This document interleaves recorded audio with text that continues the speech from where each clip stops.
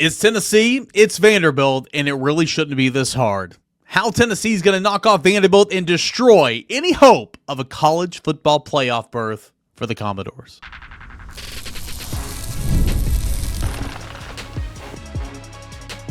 You are Locked On Vols, your daily podcast on the Tennessee Volunteers. Part of the Locked On Podcast Network, your team every day. What's good, everybody? Happy Friday morning and welcome into it. This is Locked On Vols, and I am your host, Eric Cain, a member of the VolQuest.com team here in town, covering your Tennessee Volunteers.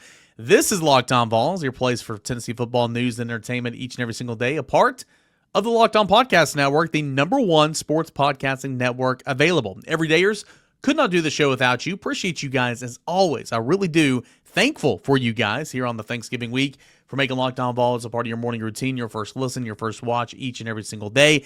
Today's show, 2 segments with Boogie Bentley. We talk a little Christmas. We talk a little Tennessee Vanderbilt, the quarterback matchup, what it's going to take moving forward. All that coming up in segments 2 and 3. But first, my keys to victory for the Tennessee Volunteers in a game like this. Tennessee is the favorite at home by 3 points. I believe that number's climbed over at our friends over at FanDuel Sportsbook.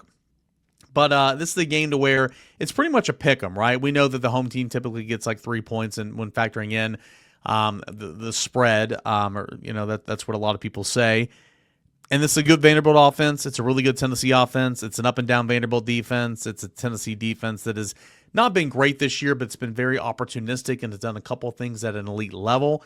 So these are 2 very similar teams, also led by 2 very similar quarterbacks. We've talked about that all week long, how Joey Aguilar and Diego Pavia both went the JUCO route, went group of 5, and then, of course, now, in the SEC, Pavia for 2 years and Aguilar here for his first year. What's in store, we'll see, but I'm expecting a whole lot of points, and I'm expecting the over to hit, that over at 65.5, I believe. I'm expecting the over to hit. I'm expecting neither one of these teams really to change who they are. Like, this is a Tennessee team that's, and Boogie's going to say this here in a moment, this is a Tennessee team that's averaging like 42 points a game, and this is a Vanderbilt team that's averaging like 38 points per game.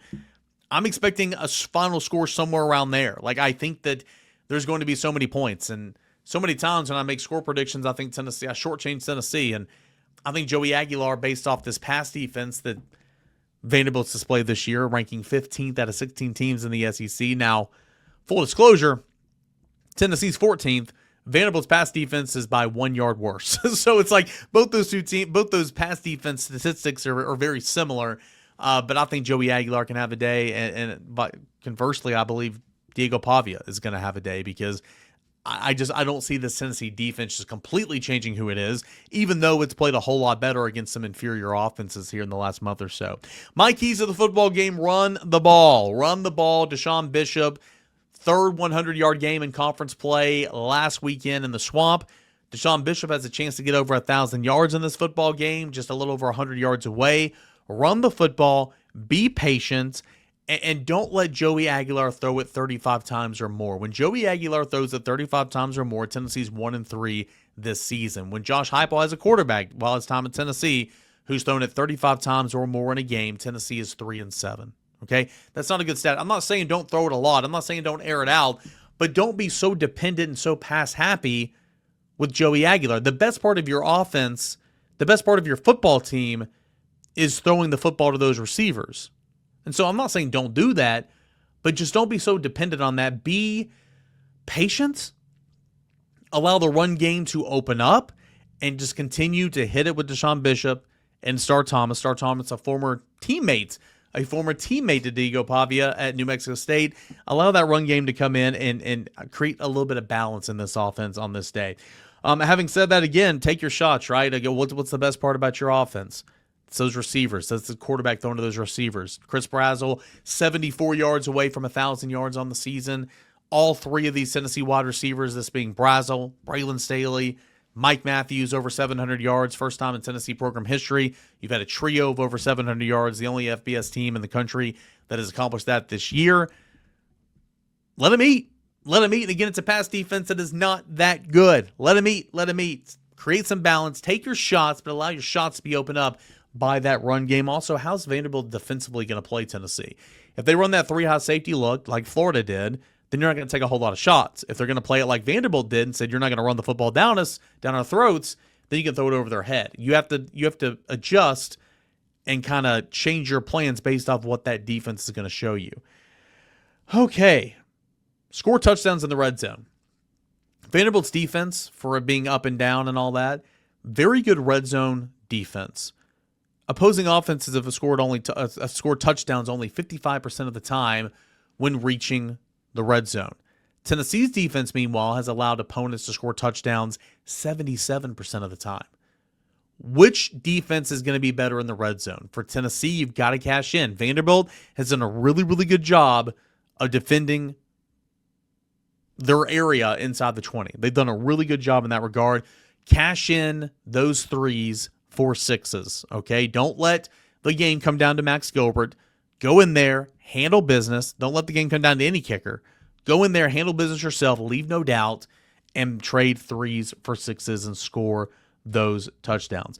Defensively, blitz, blitz, blitz, blitz, blitz. No, I'm not talking about the blitz on How I Met Your Mother, okay? I'm talking about Tim Banks being aggressive, getting after it, and making things difficult for Diego Pavia.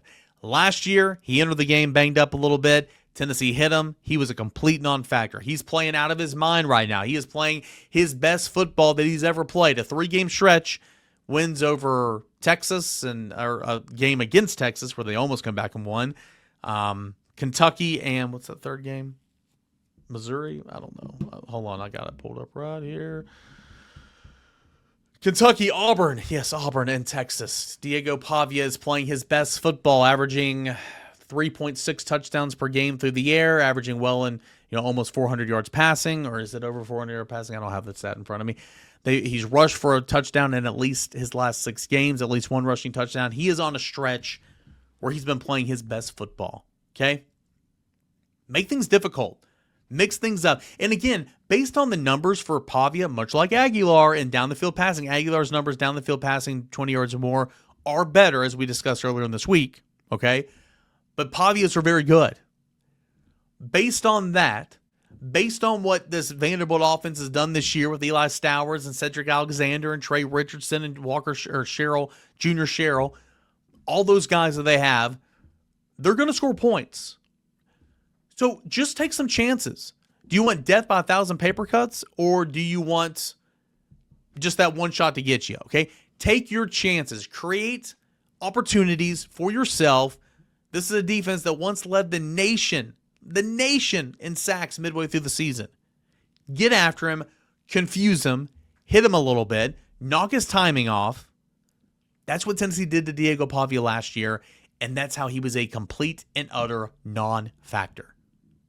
Those are my keys to the football game. Run the football, create some balance.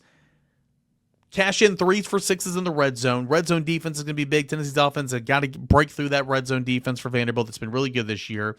Take your shots, okay? Throw the football down the field with that run game balance, and then blitz, blitz, blitz, blitz, blitz. Make things difficult for Diego Pavia. We know about what he said on the Netflix doc, okay? We know that he's the type of guy that's always going to say things. He thrives in that role. He's backed it up. We know all that type of stuff. Neyland Stadium, I think, is going to be one of the best environments that we've seen in quite some time, and it was great for the Oklahoma game. It's been great all year. I think this environment on Saturday is going to be great because, number one, you're playing a rival in Vanderbilt that you don't lose to. Number two, it's senior day. Number three, you have the extra motivation of Diego Pavia and what he said about Tennessee over the last couple of years. And number four, and most importantly, Vanderbilt's still playing for a shot at the college football playoff. Tennessee doesn't need any more motivation. Tennessee and Tennessee's fans are going to be amped up, ready to roll. It's going to be a hornet's nest, and I cannot wait to see what that environment truly is like come Saturday afternoon. 3:30 Eastern time is the kick. It'll be televised on ESPN, and of course, we'll have coverage right here on Locked On Vols after the game. Can't wait. Boogie Bentley conversation, 2-part conversation. We open it up a little Christmas talk. We get into this matchup. We talk defense. We talk predictions, how he would call a game to try to slow down Diego Pavia. All that's coming up next as we continue on here this Friday morning. Locked On Vols. Stay tuned. The holidays always feel a little easier when you already know the perfect gift, and Omaha Steaks makes it almost too simple. Whether you're treating yourself this season or sending someone something memorable to your family or friends, Omaha Steaks delivers handcrafted perfection right to their door. And this week is the best time to jump in because their cyber sale is here. The deals are huge.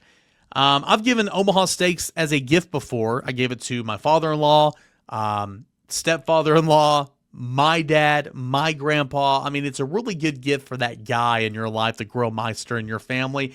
And the reactions are always the same. Excitement when the box arrives, even bigger smiles when everything hits the grill. The quality is exactly what you hope for. Incredibly tender steaks, rich flavor, and those meals that we're hosting weeknight meals make cooking so much easier. Honestly, it's the kind of gift that brings people together, and you don't need to guess anyone's sizes. That's most importantly, right? Save big on unforgettable gifts with Omaha Steaks. Visit omahasteaks.com for 50% off site-wide with an extra 20% off your select favorites during their cyber sale. And for an additional $35 off, use promo code COLLEGE at checkout. That's omahasteaks.com, promo code COLLEGE. Terms apply. See site for details. Boogie Bentley, the final Football Friday here on Locked On Vols of the regular season. I cannot believe it. We say it every single year, man, but it's just, it comes and goes and you take advantage of it. And people like you were in our grind. And it's like, man, we just need a break. And then you get here and it's like, oh my gosh, I'm about to have more free time than I know what to do with. I'm going to miss football. It feels like it was last week that we were getting ready for Syracuse. And then it feels like it was a lifetime ago in the same sense. Comes and goes, man. You got 12 of them. Soak them in, drink them in, enjoy the ride. Josh Heupel, man, I talk a lot about Philip Fulmer spoiling my generation. Josh Heupel's starting to spoil some fans. Here we sit. You're looking at an opportunity to go beat Vanderbilt, finish with 9 wins, go to a bowl game, another 10-win season. We talked about that on my show. Tyree West has the opportunity to finish his career at Tennessee, averaging 10 wins per year, but I think some of us maybe took it for granted this year. And yeah, it was a step back. It's not where you want to be. You want to make that college football playoff, but man, it's hard to believe it's over. Thanksgiving in the rearview mirror, Christmas right around the corner. What's your favorite Christmas song? Are you a Christmas guy? Is the Christmas tree up yet?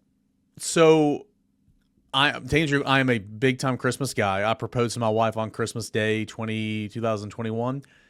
I love, I'm Hallmark stuff. That's my love for Christmas. I don't watch Hallmark movies, but that's my love for Christmas. I have one of our trees sitting up there, but I have not had time to decorate it or anything. The tree that I want to put downstairs, it's still in the garage. So that is going to happen probably at the time of this recording that we're doing it ahead of time. I'm going to do it tonight because I'm going to have a little free time during the Tennessee basketball game. So, but yeah, trees. My mom, dude, at my mom and dad's house, she has Santas to where my dad's gotten her a Santa every year they've been married. They've been married for ever.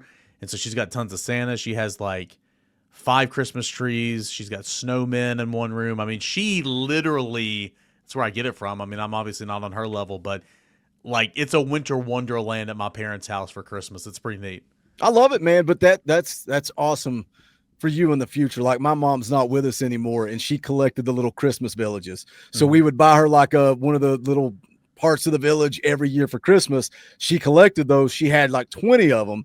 And when she passed away, I got all those. So that's something that we do in our living room every Christmas is break those out. Man, that's just memories. That's what Christmas is all about. I didn't have that on my bingo card, a little Christmas show and tell maybe on a Locked On Talking Vols. I like it. I like, why not, right? And gosh, I hope and I pray and I hope that my mom's with us for many, many, many, many, many years to come. But I do make that joke with her. I'm always or me and my sister do. It's all right, well, when mom's gone, I get this one, you get this one, I get this one. We've already divvied them up. Start putting your name on the bottom of them. That's what's neat with the ones my mom has. She always put our name. Whoever gave it to her, she always wrote their name, so they all have her handwriting with whoever gave it to her that year for Christmas. So yeah, it's cool stuff. That's cool. Tennessee and Vanderbilt. Wait, I didn't have it on. See, I thought this was the conversation we would have. I thought we would talk a little Thanksgiving, a little Christmas. I didn't have it on my bingo card. We're trying to go play spoiler on Saturday against Vanderbilt. Didn't expect it. Crazy to me here, and again, this is not I've had people comment you talking too much about Vanderbilt. Are you a Vanderbilt fan? I mean, just whatever. But it's amazing to me that Vanderbilt, if Vanderbilt beats Tennessee, which obviously we hope doesn't happen, Vanderbilt could finish 10-2 and not be in the playoff from the Southeastern freaking Conference. That should be a crime. Like, it's been a great year for Vandy. Offense is fantastic.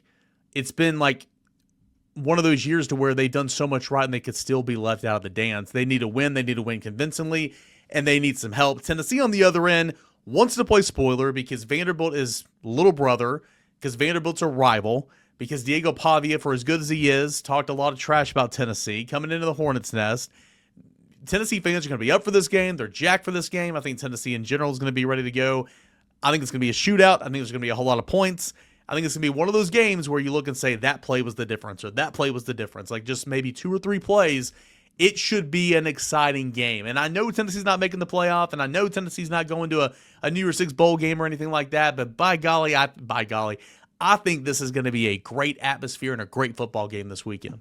Yeah, can you imagine? Does Vanderbilt have fans? I don't know if they have fans, but can you imagine if you were a Vanderbilt fan and you're sitting there and I told you you're going to have the opportunity to go 10-2, but then get left out of the college football playoff? Like, just when you look at the history of their program, right? They've won 9 games before, but the first time in program history they've won 9 in the regular season, got an opportunity to face Tennessee on Saturday. I don't think it's going to go their way, but the highest they've been in the AP poll since 1947. Like, we talk a lot about what Josh Heupel has done and what he's changed and what he's brought back to Tennessee. You got to give Clark Lee credit for what he's done at Vanderbilt. But on the football side of things, it's an intriguing matchup. Vanderbilt scores a lot of points. They're not very good on defense. That sounds pretty familiar to me. You look at the 2 quarterbacks, right?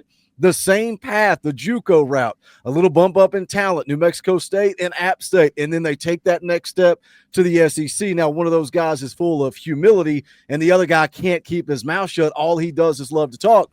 But I've said this a million times.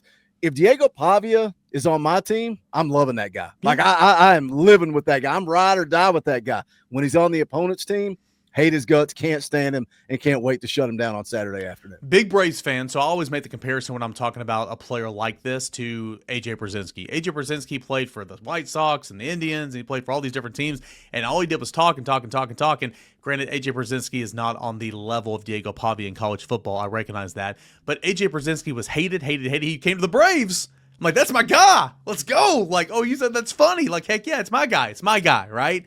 And that's how Vanderbilt fans view Diego Pavia. And honestly, like, to his credit, man, he's backed up everything. Yep. Like, we'll see if he backs up this weekend. He has backed up everything. He is legitimately, and one of my buddies tried to call me out on this and said that that's false. It's not false. Literally, it's not false. Look at the books. He is literally a Heisman contender. If he finishes this week strong, he might be in New York. He's having that type of year. I think he's very disliked since the Netflix documentary. I think a lot of people were kind of rallying with him last year, but then saw the Netflix doc and it's like, as much as we hate Tennessee, we really don't like this guy. So, like, he's an intriguing story, but he's what college football needs. And the fact that he's at Vanderbilt, I think, makes it awesome. So, overall, his story's incredible. Joey Aguilar's story's incredible. I did a show earlier this week on the path. They took similar paths. These are 2 very similar teams, as you kind of pointed out right there. Rushing defense, I think, is a stat that's very miscued for them. Like, they're 5th in the SEC, 105 yards. Looks great on paper. They haven't played anybody that really runs the football well. And when they do, Missouri, Auburn, they run it all over them. So can DeSean Bishop, can Tennessee's run offense, can the play callers be patient enough to allow this run game to blossom in the second half? I think that's one of the keys in this football game. Yeah, coming out of the Oklahoma game, I would have said, I don't know. We got to wait and see. But after the performance in the Swamp, like the play calling, the execution, Joey's patience, I think Tennessee can score points. And I saw an interesting stat on Twitter breaking down the offensive opponents that Vanderbilt's played. Virginia Tech, 65th. South Carolina, 88th. Georgia State, 105th. Utah State, 78th. It goes on and on and on. They've not played any offensive teams, and Tennessee is one of the best in the country. I think they're leading Power 4 in scoring offense. Tennessee is going to score points. Diego Pavia and Vanderbilt are going to score points. You mentioned the Heisman. I'm gonna throw this back at you. I'm going to ask you, is it for real? I devalued Diego Pavia all year long until the last 3 games, and we had this conversation on my show on Monday morning. Look at what he's done in the last 3 games, over 1,400 total yards, 14 touchdowns, only turned the football over twice. What does it matter? When does it really matter? It matters what you do in the SEC. And if you go back to earlier in the year and you look at the Diego Pavia's numbers, South Carolina, 177 yards through the air. Alabama, 198 yards through the air. LSU, 160. Missouri, 129. Those are not Heisman numbers, Cater. Those are not. They're not impressive stats. They're not Heisman numbers. You look at the last 3 games. You look at what they've done. Look at the defenses that they played. The defenses that they played the last 3 weeks are not very good defenses. Some of the worst in the conference. Texas, 105th in the country. Auburn, 98th in the country. Kentucky, 106th in the country. Is Diego Pavia, is he stat padding? And is that making it look a little bit better? I still don't know. We got 1 game left, Caner. I don't know if Vanderbilt, look, they're good for Vanderbilt. Are they an elite SEC team? I mean, I'm not making the case that he needs, like, I'm not advocating, like, okay, that 4th slot needs to be Diego Pavia in New York. But, I mean, like, he's in the conversation, obviously. He's deserving of it. Also, I mean, I look at, you play an SEC schedule and you're putting up these stats. It is what it is. You got to take into account what he's done on the ground as well. He's had a rushing touchdown, at least 1 rushing touchdown in his last 6 games. And you're right. I mean, against Kentucky, boy, he threw for, 500 yards, something, 5 touchdowns. I mean, it was incredible. So that helps. Just like Jalen Hyatt's game against Alabama. Now, it was going up against Alabama. We're talking Kentucky big difference. Here. Big difference. Just like that 1 game really padded his stats as well. So, I don't know. I mean, yeah. I mean, there's something to your point. That's true. You know, he's having a really good year. If he's in New York, it's deserving. If he's not, you're nitpicking. There's some other guys as well. But also, in terms of the Heisman, everybody's just gotten this award wrong for so many years. It's the best player on your team. Like, it's not the best player on the best team.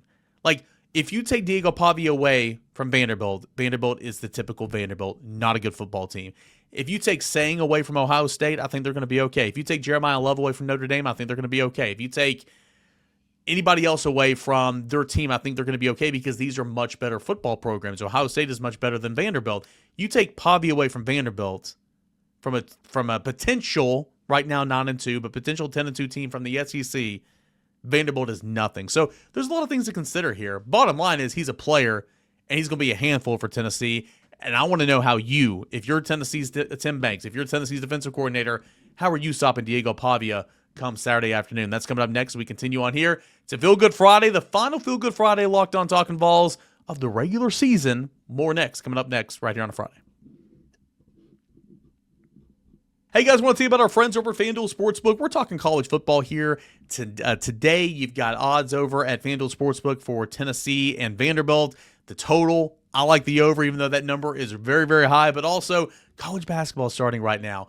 The NBA is back, and there's no better place to get in on all that action than over at FanDuel. It's America's the official sports betting partner of the NBA. Even if you miss the start of the game or you want to ride that hot hand, FanDuel has live bets on everything from who will score next to those fourth quarter comebacks. Plus, even when you combine live bets into a same-game parlay for a shot at a bigger payout, you can do that over at FanDuel Sportsbook. It keeps every game more exciting, especially when your team's making that late-game push. If you are new to FanDuel right now, listen up. New customers, $300 in bonus bets when your first $5 bet wins. One more time, $300 in bonus bets when your first $5 bet wins. So head on over to FanDuel.com to sign up and play your game with FanDuel. FanDuel, it's official sports betting partner of the NBA. Vanderbilt's got Cedric Alexander, pretty good back. Okay, they've got Trey Richardson, good wide receiver. Justin Sherrill, is that his name? Anyway, pretty good wide receiver. Eli Stowers, one of the best tight ends in all the country. They've improved the skill, and the skill stepped up around him, no doubt. But Diego Pavia is a really good player. So his ability he's evolved in terms of passing. I don't like his mechanics. I think they look awful, but dude is a really good thrower, and you could not say that last year, and really early in the season, as you mentioned. He's one of the best, along with Joey Aguilar, one of the better down-the-field passers in all college football. How are you stopping or trying to slow him down like your Tim Banks and like Tim Banks did last year? I think you got to be physical with him. Look, last year, Tennessee beat him up, right? But at the same time, going into that game, Diego Pavia was limping into that game. It's the same old song and dance, mobile quarterback. You got to stay in your pass rushing lanes. I think you got to pressure him, keep him bottled up. I don't know where I'm at on this game because of, you brought up the vertical passing attack. That's what scares me. We've not seen that from Oklahoma. New Mexico State's New Mexico State. Mm-hmm. Florida doesn't attack you vertically. So where your defense has been playing better and you're feeling better about your defense, but really, how much better is that going to make a difference in a game like this? Exactly. That's why I'm not bought in. I'm not sold. And I'm a guy that's defended Tim Banks, but I'm not sold on what this defense has done against Oklahoma and against Florida. Diego Pavia is going to challenge you in that. Look, Vanderbilt's going to get their points. They're going to go score. It's a simple game plan. You draw Diego Pavia's ugly face on the screen. You circle it and you say, go stop this guy. That's it. Leads the team in passing, leads the team in rushing. If he could find a way to do it, I'm sure he would lead this team in receiving. You have to stop Diego Pavia. But I would pressure him, man. And you and I have been having this same conversation for what seems like 3 years. Be aggressive. Tim Banks' defense is better when you are aggressive. Colton Hood, I think he likes to play physical, man. Put him up in press coverage and live and die on that island. If you get beat, you get beat. Guess what? Joey Aguilar on this offense, they're going to go score points because Vanderbilt doesn't play very good defense either. If I'm Tim Banks, I am dialing up pressure. I'm being aggressive. I am playing in your face. And if you beat me, I trust Joey Aguilar to go score points. I trust Joey Aguilar to go score points. I think Vanderbilt, again, I think Tennessee's defense has gotten better, but Tennessee's defense is not suddenly just a completely different Tennessee defense that we've seen for 9 games throughout the year. I'm expecting a ton of points on both sides. Vanderbilt's pass defense is literally like 1 yard worse than Tennessee's pass defense. So I think both these quarterbacks are going to go through the air a little bit. I think and Brent Hubbs had this stat, and pull up the box scores and the PDF stat page, you see it. Vanderbilt's defense has been really good in the red zone, trading sixes for threes. Vanderbilt's defense allowing opponents like 55% touchdown rate in the red zone. Tennessee's defense in the red zone for opponents allowing touchdowns at like 77%. So I think red zone defense is going to be key in this football game as well. Tennessee's ability to run the football, sustain, be patient with the run game like we spoke on a little bit earlier. But yeah, I've got Pavia throwing for a lot. I've got Joey Aguilar throwing for a lot. I've got Chris Brazzell getting over 1,000 yards receiving. I got, hopefully, Tennessee wins this football game. DeSean Bishop gets over 1,000 yards rushing. I think it's going to be points and points and points, and that's why I like Tennessee. I just kind of said whatever, F it, right? Like, I've got Tennessee winning this game 45-31. That is a lot of points. And, like, is Tennessee good enough to pull away by 2 touchdowns at the end? I don't know. Maybe that's where I'm a little – but, like, so many times I made these predictions throughout the year, and I've shortchanged Tennessee's offense. I'm like, Tennessee will win 35-28 or 35-24 or 28-24. It's like, no, Tennessee's offense averages 31 points a game or whatever it is. You're going up against a Vanderbilt defense that is kind of up and down, and the pass defense is not good. What have you done best? Throw the football. I think Vanderbilt's rush defense is skewed. Like, I've shortchanged Tennessee's ability to score points this year. It's the last game of the season. Who cares? Hornets' Nest, senior day, last game at home, and a chance to spoil Vanderbilt of all teams. Path of the playoff? Give me Tennessee 45, Vanderbilt 31. I know that's a bit of a stretch, but I like that. 45-31. I didn't make a pick. You see, we had a big basketball game on Wednesday night. I don't know if they won or not at the time of this recording. That game's not happened yet. I didn't make my prediction. It's a holiday week, guys. Forgive us. I've not even thought about an actual score prediction, but I do think both teams are going to score a lot of points. And scoring offense, I'm just going to go straight by the numbers. A generic pick. Tennessee averages 42 points a game. Tennessee 42. Vanderbilt averages 38.91 points a game. Vanderbilt 38. Tennessee wins 42-38. The environment, the electricity, I think it was huge to win that Florida game. Winning that Florida game, I think, kept this fan base fired up, full of, can I say piss and vinegar on a Friday morning? I think I can. It's Black Friday. They kept this fan base engaged. This fan base always shows up and shows out. But I think the fact that you got the win against Florida and Diego Pavia runs his mouth, we want to come into Neyland Stadium and show them that we're big brother. I like Tennessee to win this game, but I'm telling you, boys, we're going to be nervous for the entire 60 minutes. Yeah, you're right. I said 31 or whatever. That was so wrong. Yeah, it's 42 points Tennessee's averaging, 38 for Vanderbilt. So when you look at it like that, I mean, my score prediction's really not that off at all. Pretty right on. And what's the over under 65 and a half. So we're going to soar past it. Yeah. Oh, I expect that either way. And like I said it earlier in the week, so it's like, I mean, everybody's thinking points. It's going to be like a 17-14 final. No chance. It's not going to be a 17-14 final. No.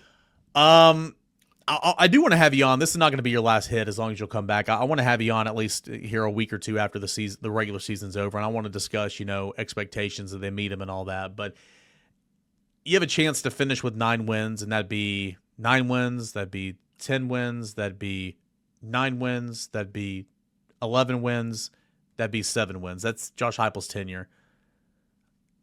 You mentioned earlier, Tennessee fans are kind of spoiled right now. I mean, Josh Heupel's almost like a model of consistency right now. I mean, this is this is the best stretch of football for Tennessee since the early 2000s. It's been awesome, man. I mean, it's been really, really cool to see. And even in a year where it's disappointing because you should beat Georgia, it's disappointing because you gave the game away from Oklahoma, it's still a successful year in terms of you won a lot of games.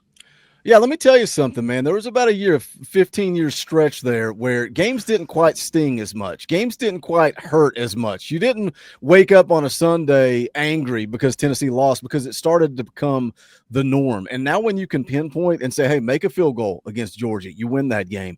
Don't shoot yourself in the foot against Oklahoma, you win that game. Josh Heupel has us right on the verge, man. You're knocking on the door every single year. You're averaging I don't count that first year, man. And people want to argue and gripe and complain. That 7-win season, you didn't even have a roster. Josh Heupel coming in and winning 7 games in year one he won me over in year one. Nobody expected that, man. The previous coaches are fighting to get bowl eligible. Josh Heupel comes in year one with half of a roster and goes and wins 7 games. He is spoiling us, but that doesn't mean we have to settle for where this football program's at. You want to strive to be in that college football playoff. You want to go win an SEC championship. As long as it's still a thing, I expect it to disappear at some point. You want to go win that. You want to go compete in that. And then you want to go win a national championship, man. We took it for granted in 98. I was a young teenager, and I'm like, oh, this is great. This is cool. We won. And you never thought about it again. And now here you're sitting, starting to ask yourself, are we ever going to see another national championship in my lifetime? I think Josh Heupel is that guy that can possibly get that done. I had a whole nother thing that we were going to do on this show, but I look up and we've been talking for 20 minutes, so I guess this is where we say goodbye. Final game of the regular season. Can't believe it's here. I'm expecting a Tennessee win. I know you are as well. What do you guys got coming up this weekend? Here, this is Friday morning. You guys are doing your Friday show, and, of course, you'll have your post-game show tomorrow night, right? Yeah, we got Brent Hubbs coming on this Friday morning. We're going to drink a little Grade A Grounds coffee and talk to Hubber about Tennessee, Vanderbilt. I can't wait to ask him. He finally saw it. So now does he finally believe it? But Vanderbilt coming to town. It's big game. Brent's back in the house Saturday, an hour before kick. And then immediately following the game next week, we're going to be business as usual. Sunday night, we're going to do our regular fan call-in show. Monday morning, me and you will do a little morning show. And then Wednesday night, we'll kind of change the schedule going into the offseason, full steam ahead into recruiting coverage, into transfer portal talk. At the Talking Balls Network, we talk Tennessee football every single day of the year because that's where our heart's at. That's where the passion's at. So come check it out. For the fans, by the fans, we'd love to have you be a part of it. And if you listen to the VolQuest Mailbag podcast yesterday, you heard that Brent's got to retire. Got to believe it to see it. Got to. I'll believe it when I see it because he's seen it, and Tennessee's won that matchup 3 of the last 4 games. So history's being made at VolQuest. He's going to ride off into the sunset. What would happen with VolQuest without Brent Hubbs? What are you going to do? Hey, you want to come hang out at Talking Balls? No, I don't. Well, maybe if Brent leaves. So you're like, oh, wait, I don't know what's going to happen. Maybe. Don't take that off the table. Maybe. Don't want to burn any bridges. Nah. If I could have as many subscribers on my channel as you do and make as much money as you do, yeah, sure, sign me up. Some of them love me, some of them hate me, but Cainer, they never forget me. They leave a comment every Friday telling you to get rid of me, but here I am. I know you're listening. I love you guys. Shout out to them. It's not going to happen as long as Boogie wants to come on here. All right, brother. Feast week was fun. We'll see if Tennessee can feast tomorrow, and we'll talk again Monday morning, all right? All right, looking forward to it. Great stuff as always there from Boogie Bentley of the Talking Vols Network. Go give him a subscription. Go follow his work. He does a fantastic job. He's got one of the biggest YouTube channels for Tennessee football out there, Tennessee football fans. Go check out all of his work over at the Talking Vols Network. All right, that's going to do it here for this week. Tennessee and Vanderbilt. Feast week is over, but feasting happening tomorrow at Neyland Stadium. We'll see. I'm expecting a whole lot of points, and I'm expecting a Tennessee victory. We will come back for Saturday night. We'll recap it all right here on Locked On Vols. I have a post-game show. We'll come back Monday morning, and we'll start getting into some of those off-season topics. Of course, next week, after Conference Championship weekend concludes, we'll find out where Tennessee's going bowling, and we'll start looking into that matchup as well. Just because the regular season's ending doesn't mean the football conversation stops. We got transfer portal, roster retention, signing day next week. So much to get into, but for one more time at Neyland Stadium this weekend, Tennessee football will take part in some action. Can't wait to see it. If you're going to the game, have fun, stay safe. We'll talk again Saturday night, everybody. This is Locked On Vols.